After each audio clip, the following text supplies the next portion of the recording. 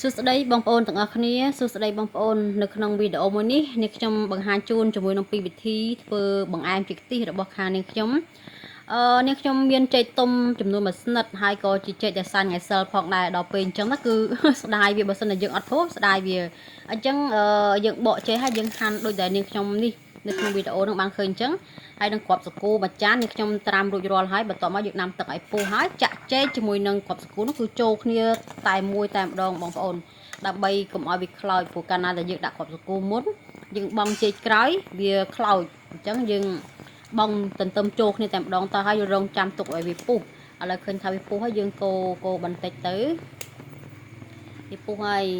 យនេះខ្ញុំប្រើខ្ជូងពុះរៀងខ្លាំងតិចបងប្អូនដោយសារយើងប្រើខ្ជូងអត់ប្រើក្រាស់ទេស្ដាយព្រោះក្រាស់ឥឡូវវាថ្លៃអញ្ចឹងយើងឆ្លៀតខ្ជូងបានក៏ខ្ជូងខ្លះទៅបន្ទាប់មកនេះខ្ញុំដាក់ខ្ទិះដូងហ្នឹងគឺមិនមែនខ្ទិះដើមទេគឺខ្ទិះចុងណាបងប្អូនដាក់ខ្ទិះចុងខ្ទិះដើមគឺយើងពូតទុកសម្រាប់នៅពេលដែលយើងដួសញ៉ាំដាក់ចានយើងបន្ថែមជាមួយនឹងខ្ទិះដើមទៅគឺមានអារម្មណ៍ថាវាឈ្ងុយវាឆ្ងាញ់ហើយមានជាតិខាប់អីចឹងណាបងប្អូនបន្ទាប់មកដាក់អំបិលមួយចិប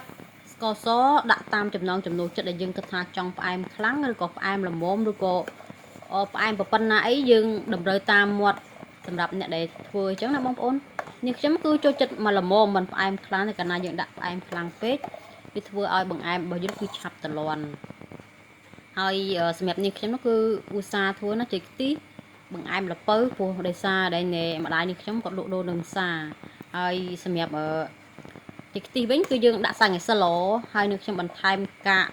ដូងដែលយើងកោសនៅលើហ្នឹងណាអញ្ចឹងវាមានជាតិរៀងខ្ចីដែរមិនចាស់ណាស់ណាទេហើយ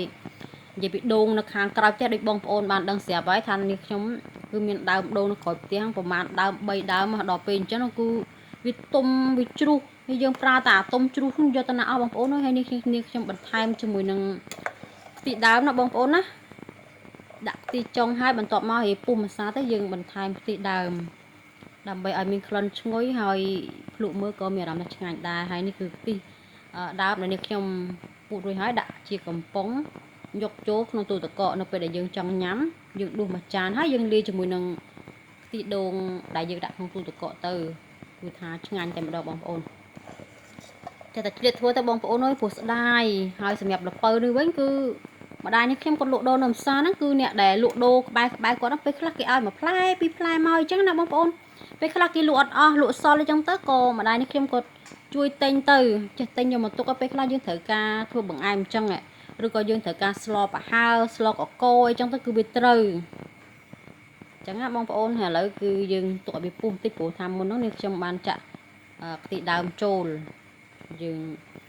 ដាក់ឲ្យវាឆ្អិនជាមួយនឹងកាកដូងដែរយើងដាក់ភ្លើងហឹមទេបង្អែមនេះខ្ញុំធ្វើលើកចេញពីចក្រានខ្ជូងដាក់ចក្រានហ្គាសវិញម្ដងព្រោះខ្ជូងវាខ្លាំងពេកពួកនេះខ្ញុំត្រូវស្លសម្លកកកមួយមុខទៀតដល់ពេលអញ្ចឹងក៏ប្រើខ្ជូងតែម្ដងទៅឥឡូវឃើញថារួចរាល់ហើយបង្អែមចេកខ្ទិះរបស់ខាងនាងខ្ញុំ